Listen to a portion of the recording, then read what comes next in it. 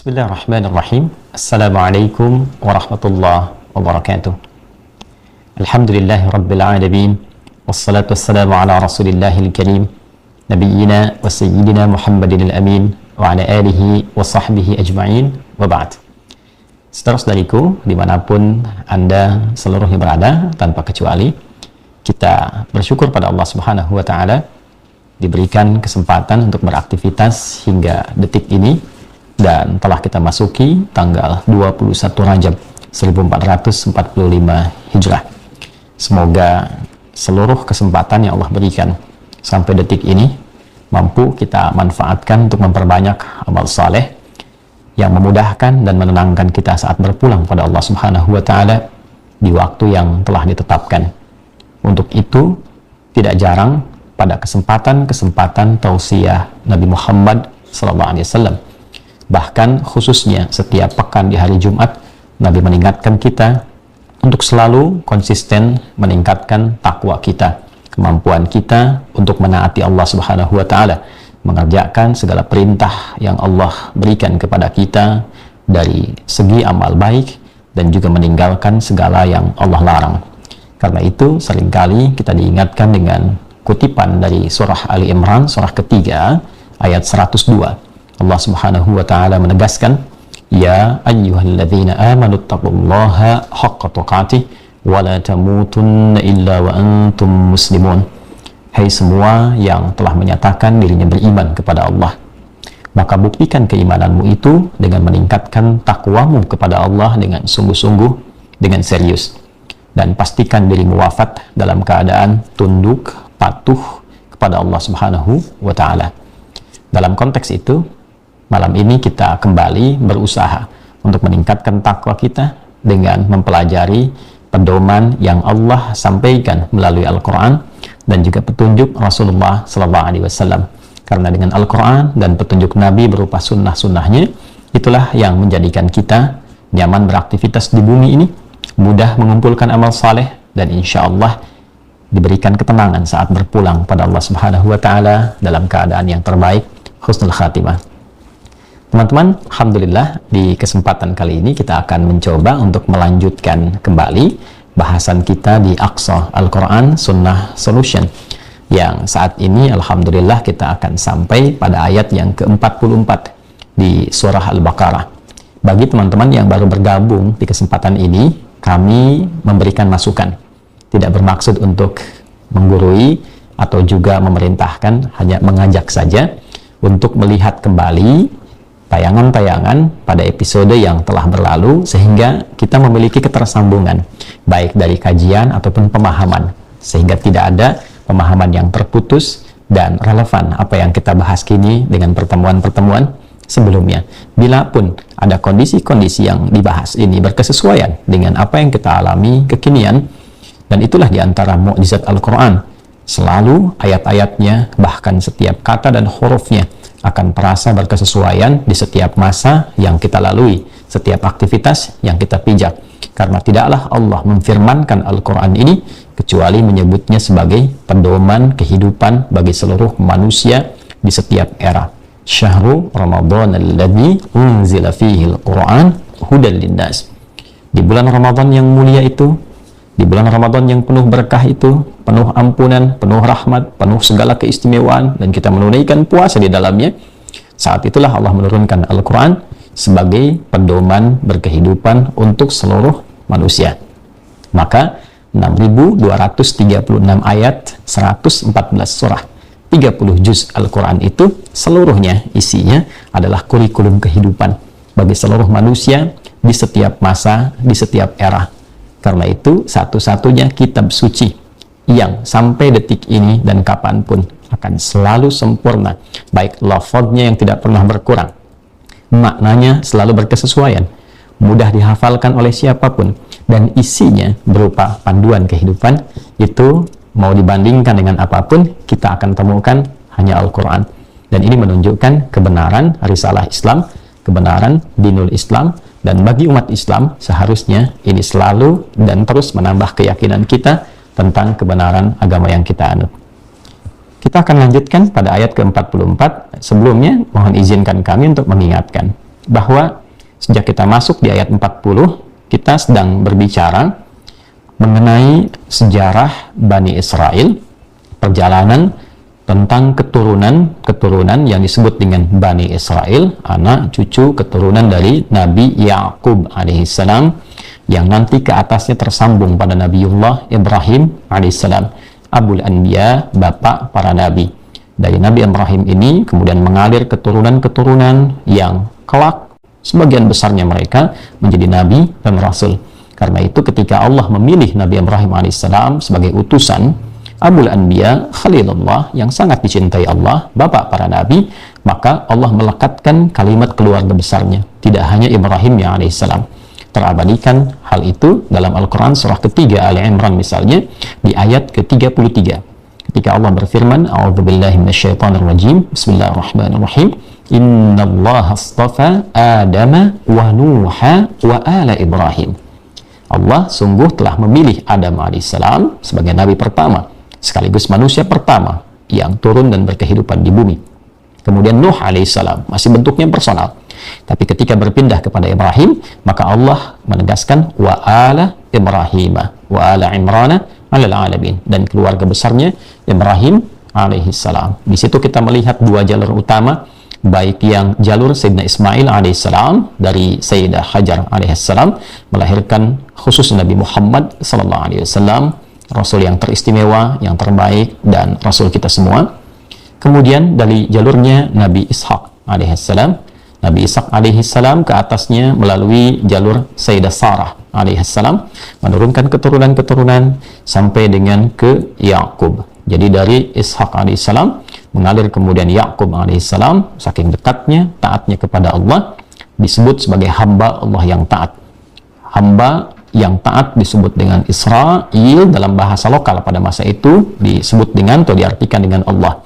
Maka digabungkan kemudian menjadi Israel, hamba Allah yang taat. Kita sudah bahas tentang ini, termasuk keturunannya, sampai genealoginya, sampai ke peristiwa dan kaitan yang terjadi kekinian di Palestina.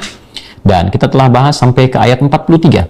Bagaimana ayat ke-40 diingatkan keseluruhan anak keturunan Nabi Yakub ini, Bani Israel ini, yang sebagian mereka telah lupa dan tertinggal jauh dari pendekatan dan ibadah kepada Allah, dikirimkan nabi-nabi untuk mengingatkan kembali, diingatkan berbagai anugerah kenikmatan yang Allah berikan kepada mereka, lantas diingatkan pula supaya mereka membangun ketakwaan lagi sehingga mendapatkan kemuliaan yang pernah Allah berikan pada generasi sebelumnya, dan diingatkan supaya mereka tidak mencampur adukan kebenaran dengan kebatilan. Setelah itu diperintahkan untuk beribadah kembali, meningkatkan sholat. Jadi sholat itu sudah ada sejak eranya Nabi Musa alaihissalam, juga disebutkan Nabi Yakub, bahkan di Quran surah Yusuf itu disebutkan seringkali curhat kepada Allah dalam doanya, dalam sholatnya. Innama ashku bathi wa huzni ilallah. Aku itu kalau curhat, yang menumpahkan kesedihanku itu, gelisahku itu selalu kepada Allah. Di era Nabi Musa jelas kalimat sholatnya disebutkan, Innani anallahu la ilaha illa ana fa'budni wa aqimis salata li dzikri. Itu ditemukan di Quran surah Thaha di ayat yang ke-14. Jadi salat sudah diperintahkan di era Nabi sebelumnya, ya, sehingga kemudian penting diikuti kembali oleh para umat-umat yang sejaman, ya, sesuai dengan keadaan nabinya. Maka diingatkan keturunan Bani Israel untuk kembali menunaikan salat, mengeluarkan zakat, ruku bersama orang-orang yang ruku, yang di pertemuan dahulu telah kita tuntaskan penjelasannya. Menariknya, di ayat 44 ini Allah memberikan penegasan kepada para agawamannya, kepada para ahli kitabnya, ahli agamanya, yang nanti dari penjelasan ini pun digambarkan kepada kita tentang cermin kehidupan para agamawan di masa lalu, para ahli kitab yang punya karakteristik, yang nanti karakteristik ini diberikan oleh Allah pesan kepada orang-orang Islam dari kalangan ulamanya, baik itu turunannya nanti ada kiainya, apapun ustadz-ustadznya, ataupun habaibnya misalnya dan sebagainya, untuk belajar dari kisah-kisah ini supaya konsisten dengan sifat-sifat kebaikan yang diwariskan oleh Nabi Sallallahu Alaihi Wasallam ketika Nabi mewariskan berbagai macam pengetahuannya kepada umat-umat beliau yang khusus yang disebut kelak dengan ulama itu. Nah, apakah kemudian kesan-kesan yang ditampilkan oleh Al-Quran terkait dengan golongan-golongan agamawan-agamawan, ahli-ahli agama, atau disebut juga dengan ahli kitab? pada era-era Bani Israel ini yang nanti terwariskan sampai ke era datangnya Nabi SAW, dan diminta umat Islam dari kalangan ulama untuk belajar dari kisah ini supaya konsisten dengan kebaikan-kebaikannya. Baik, a'udzubillahi minasyaitonirrajim. Bismillahirrahmanirrahim. Allah Subhanahu wa taala berfirman, Quran surah kedua Al-Baqarah di ayat ke-44 ya. Atamuruna an-nasa bil birri wa tansawna anfusakum wa antum tatluna al-kitab afala ta'qilun. Baik. Atamuruna an-nasa bil birri, apakah kalian semua, wahai para agamawan, wahai para pemuka ahli agama, ahli kitab, pandai memerintahkan orang-orang, pandai mengajari dan memerintahkan manusia bil birri untuk mengerjakan beragam jenis kebaikan. Di sini alif lamnya bisa bermakna istighraq, beraneka ragam kebaikan, segala jenis kebaikan, bisa yang terkait dengan ibadah ritual. Misalnya pemuka agamanya mengajari tentang pentingnya sholat, keistimewaan ibadah, keistimewaan mendalami kitab dan sebagainya, keistimewaan termasuk zakat, sedekah dan sebagainya, bahkan diperintahkan itu, bukan hanya mengajari. Ya, kalau konteks dahulu ada sholat, ada ketaatan, ya diperintahkan kamu tunaikan sholat, tunaikan zakat, kemudian larangannya jangan berzina, jangan membunuh, jangan mabuk dan sebagainya. Itu kurang lebih gambarannya. Apakah kalian para pemuka agama pandai memerintahkan orang-orang untuk berbuat baik, wa tansawna anfusakum, sedangkan kalian lupa atas dirimu sendiri, ya, wa antum tatluna al-kitab, padahal kalian itu sudah memahami kandungan isi Alkitab.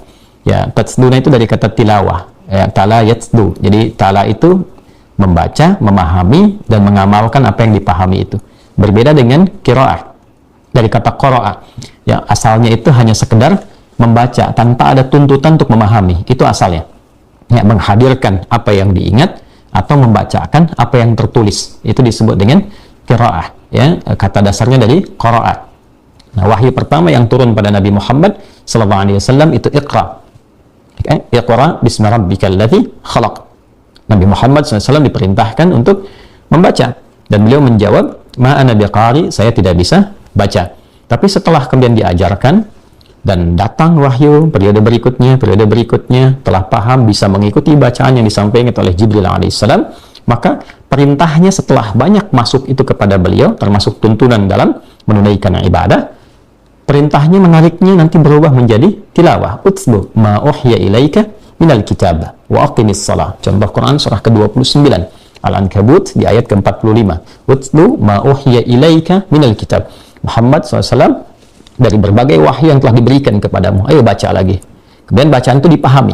Karena itu Nabi Muhammad SAW belajar kepada malaikat Jibril alaihissalam, diajarkan pemahamannya. Begini cara memahaminya, begini maksudnya. Setelah paham, amalkan apa yang telah disampaikan itu, apa yang telah diterima dari Allah Subhanahu wa taala berupa wahyu dan telah dipelajari maknanya dari malaikat Jibril alaihissalam. Ini penting untuk saya terangkan terlebih dahulu supaya kita memahami perbedaan dua kata itu. Jadi di sini Allah menyampaikan di ayat ini konteksnya bercerita tentang para pemuka agama di masa lalu di kalangan Bani Israel. Ya. Apakah kalian memerintahkan orang-orang, manusia, mudah memerintahkan manusia untuk berbuat aneka kebaikan, sedangkan kalian lupa diri? Dan pada saat yang sama, Anda memahami kandungan Alkitab. Afala ta'qilun? Maka di manakah akal kalian? Ya, baik. Ini menarik sekali, teman-teman sekalian. Sebelum kita bicara lebih jauh, saya ingin bacakan dulu beberapa tafsiran yang sampai kepada kita riwayatnya. Saya pilih tafsir Jami'ul Bayan, ini ya, an ta'wil ayat Al-Quran, atau dikenal dengan tafsir At-Tabari, ya, yang ini ya. Ini tafsir yang cukup klasik dan dari sini dikutip oleh beberapa ulama-ulama, baik yang generasi pertengahan, yang dekat ke kontemporer. Kita taruhlah misalnya katakan Ibnu Katsir rahimahullah ta'ala dengan tafsirnya Tafsirul Quranil Azim, ya, ini banyak mengutip dari sini untuk segi riwayat karena ini kaya sekali dengan riwayat. Jadi kalau kita ingin mendapatkan pengetahuan tentang tafsir ayat dengan riwayat dengan hadis dan sebagainya, maka diantaranya ini yang paling kaya riwayat. Kalau kita ingin yang simple, ya, tapi klasik, yang nanti metodologinya bisa di copy paste ya dalam tafsir Jalalain itu. Nanti ada tafsirnya nih, Tanwirul Mikbas, ya. Ini dari min tafsir Ibnu Abbas radhiyallahu taala anhuma. Nanti cabangnya banyak sekali, sampai yang kontemporer misalnya At-Tahrir wa Tanwir dari Muhammad Tahir bin Ashur dan sebagainya. Ya, nanti lain waktu seperti pernah kita tampilkan dulu, bisa kita urutkan satu persatu insyaallah. Ini untuk menghemat waktu dan menggali kepadatan apa yang kita sampaikan, maka kita coba tampilkan lebih spesifik, lebih detail dan lebih mudah untuk didapatkan informasinya. Bismillahirrahmanirrahim. Di sini diberi nomor riwayatnya teman-teman sekalian untuk memudahkan kita, nomor 846. Qala al-muallif rahimahullahu taala, Imam At-Tabari menyampaikan, haddatsani Ali bin Al-Hasan qala haddatsana Muslim al-Jarmi qala haddatsana Makhlad bin Al-Husain an Ayyub As-Sakhtiyani. Ini riwayat-riwayatnya. An Abi Qilabah radhiyallahu taala anhu, tersambung ke Abu Qilabah. Fi qaulillahi ta'ala atamuruna an-nasa bil birri wa tansawna anfusakum wa antum tatluna al-kitab.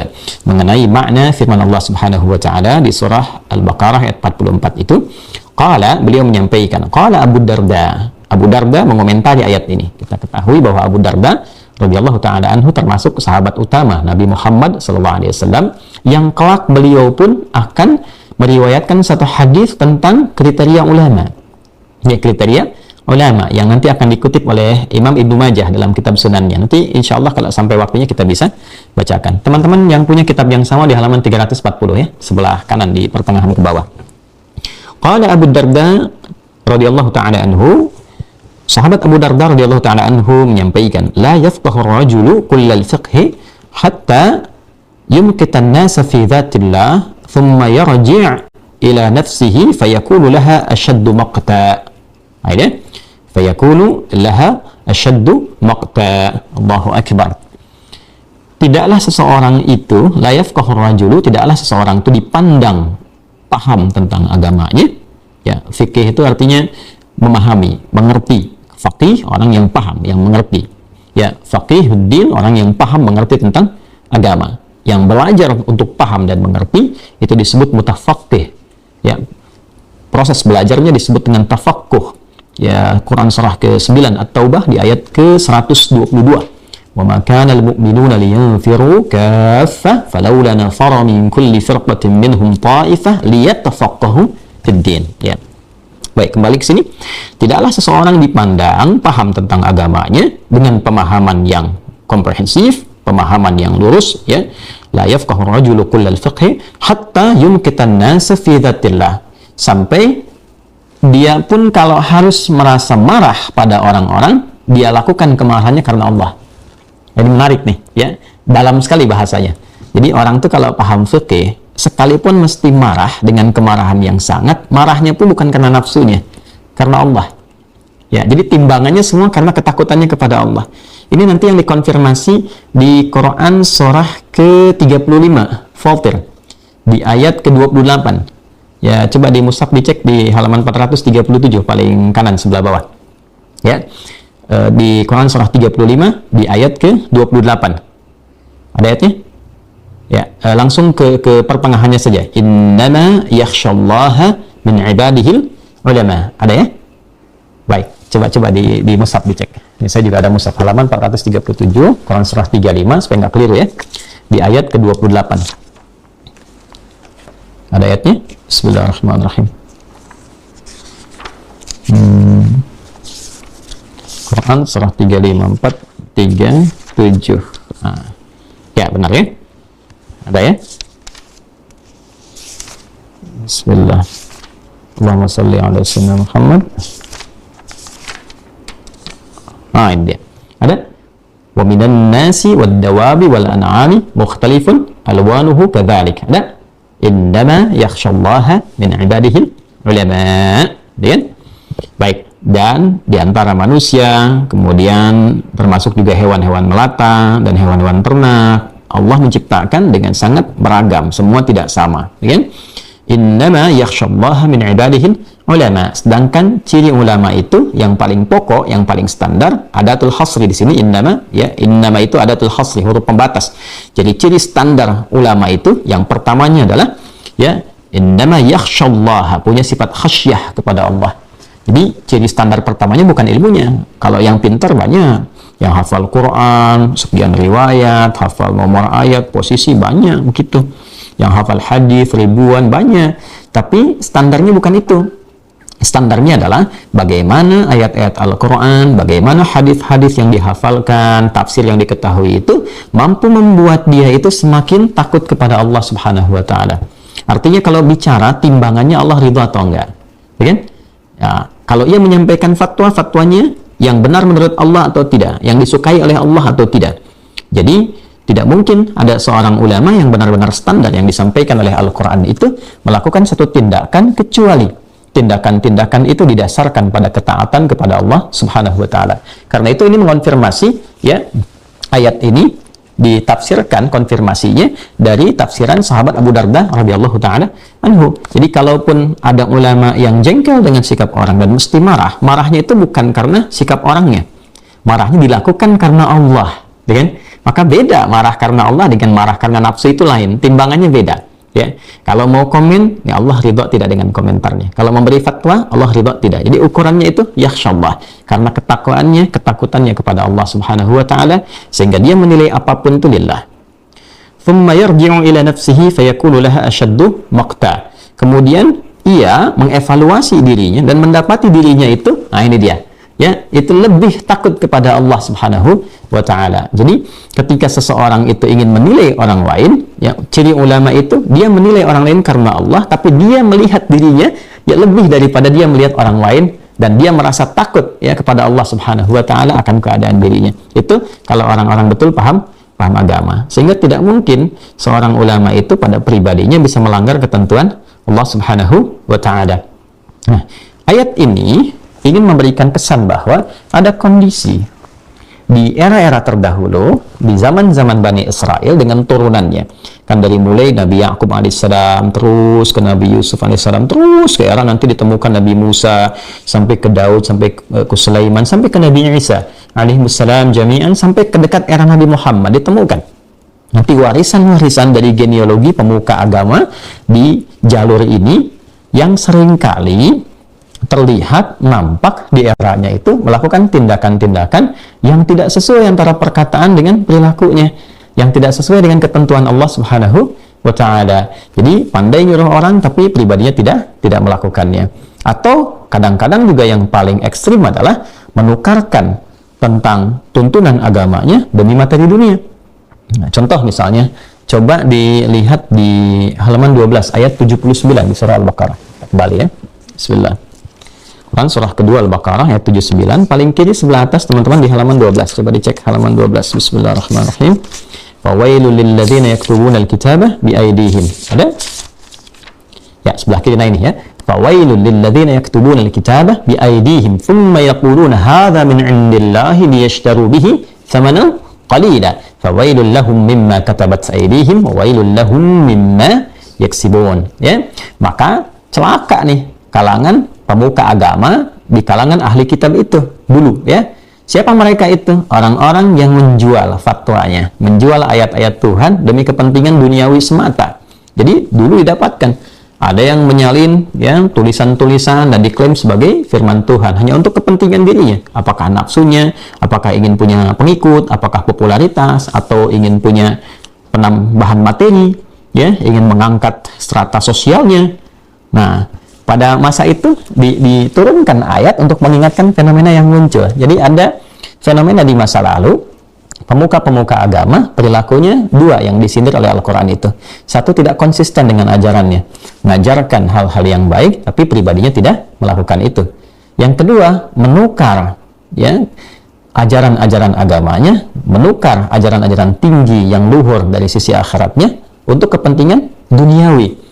Apakah tadi saya sampaikan bisa mengeluarkan fatwa yang tidak sesuai, bawa-bawa ayat, ya, bawa-bawa misalnya firman, atau menuliskan itu sendiri padahal bukan ayat, bukan firman, bukan tuntunan Nabi, dan diklaim itu untuk mendapatkan keuntungan duniawi, apakah popularitas atau jamaah, atau juga keuntungan-keuntungan materi untuk mendapatkan dunia saja.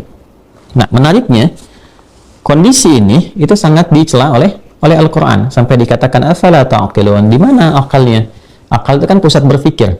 Ya, konstruksi pemikirannya terdapat pada akalnya.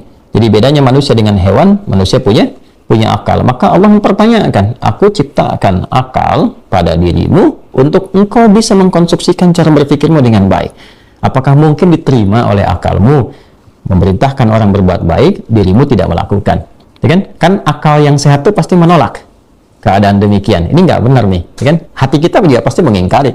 Masa nyuruh orang sebenarnya tidak mengerjakan, ya? Atau berbuat yang negatif sekalian.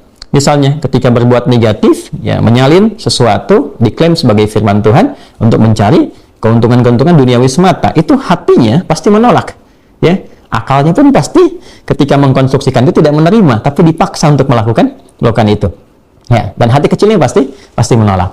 Nah, menariknya perjalanan-perjalanan di masa lalu itu, teman-teman sekalian, itu selalu menjadi landscape, ya. Jadi di capture itu diberikan kepada kita landscape kehidupan masa lalu untuk ditunjukkan kepada kita supaya belajar.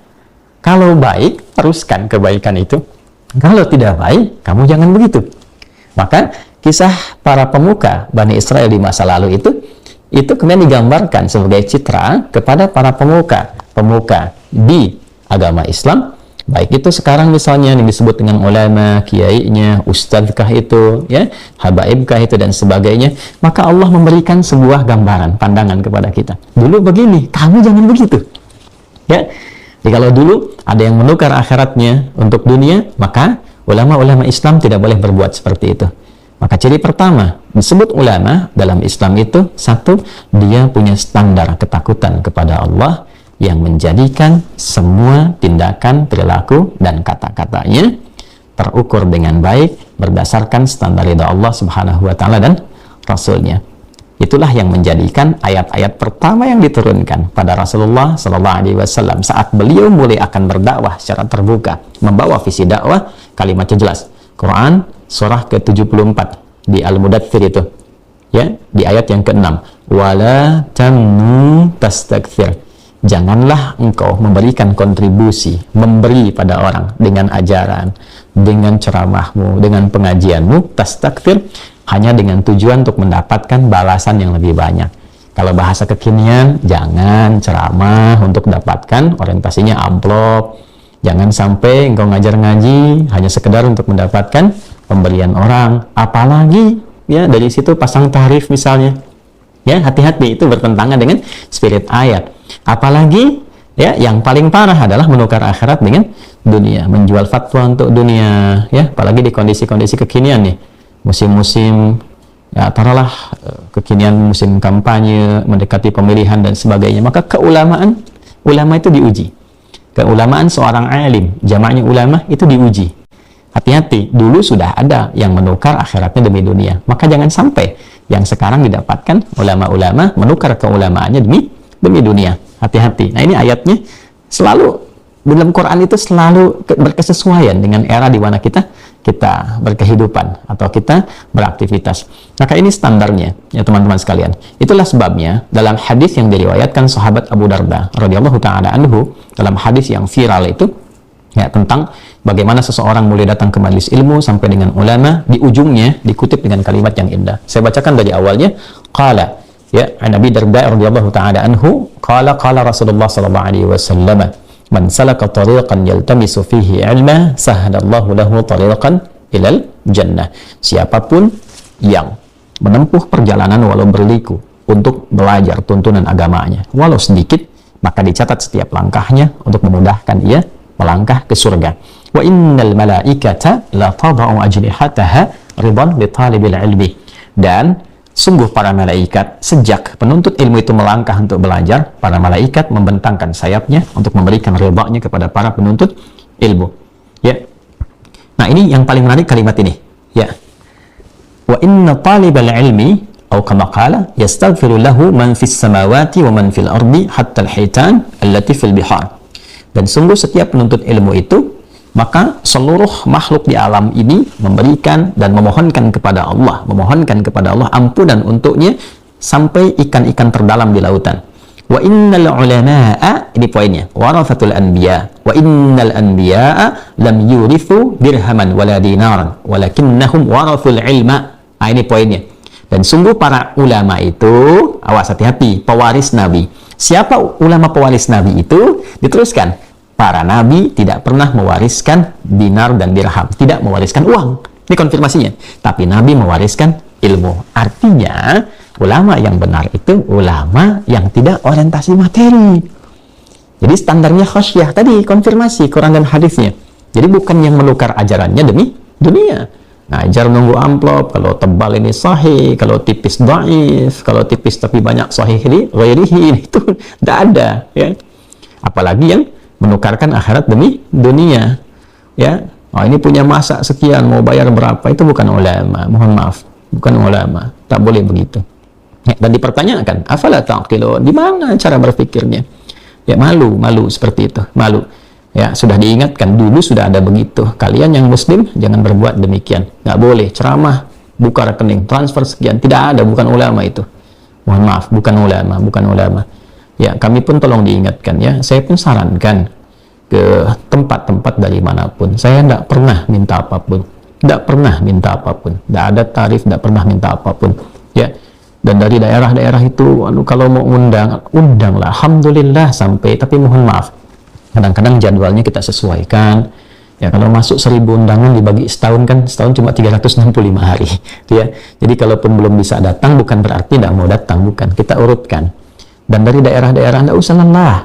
Kami datang sendiri. Kalau punya ongkos, kami datang. Tidak usah iuran. Ya, pemerintah, pemda daerah itu, lebih baik anggaran dipakai untuk masyarakat. Tidak usah kumpulkan uang untuk kami. Ya, kalau memang ada rezekinya, kami berangkat sendiri, ya, pesawat sendiri. Kalaupun ada untuk pesawat saja, pesawat tidak apa-apa berangkat. Ya, tapi kalau kami ada, tak pernah kami minta apapun. Termasuk tidak usahlah repot membekali ini dan itu, tidak. Ya, in uridu illa al-islah mastata'at. Saya sudah mewakafkan diri untuk berbuat apa yang Allah amanahkan. Nanti Allah berikan. Jangan khawatir, Allah berikan. Ya, dijaga. Masa orang cari dunia saya diberi, orang cari akhirat tidak diberi. Ya, karena itu jangan khawatir. Ya, siapapun yang bertugas untuk menyampaikan risalah dengan rezeki. Rezeki kita sudah diatur. Wa fis sama'i rizqukum wa ma tu'adun. Di langit lah ditetapkan semua rezeki kita. Apalagi kita membawa risalah-risalah yang Allah sampaikan pada kita melalui Rasulullah sallallahu alaihi wasallam. Ya, sekali lagi ini adalah pelajaran untuk kita semua. Semoga Allah muliakan kita. Maafkan saya bila ada hal-hal yang perlu dievaluasi. Silahkan diingatkan dengan senang hati, dengan segala kerendahan hati kami akan evaluasi diri. Sekali lagi, dari pihak manapun mengundang, insya Allah sepanjang sehat, waktunya datang, ada ruang, kami akan hadir, akan tiba, dan tidak perlu merepotkan diri. Terutama dari daerah-daerah, Allahu Akbar. Kalau ada kami yang memberi, bukan bapak ibu yang harus iuran, tidak boleh. Jangan lakukan itu. Ya, semoga Allah mengampuni kami, maafkan saya, dan mohon izin kita terbatas sampai di sini pertemuan kita karena ada agenda lain yang harus kami lakukan. Teman-teman yang di Lampung, berjumpa esok hari insyaallah. Kami Jumatan di Metro dan malamnya kita berjumpa di Andoa. Subhanakallahumma bihamdika nasyhadu an la ilaha illa anta nastaghfiruka wa natubu ilaik. Wa akhiru da'wana rabbana atina fid dunya hasanah fil akhirati hasanah wa qina adzabannar. Wa sallallahu ala sayyidina Muhammad wa ala alihi wa sahbihi ajma'in. Alhamdulillahirabbil alamin. Assalamualaikum warahmatullahi wabarakatuh.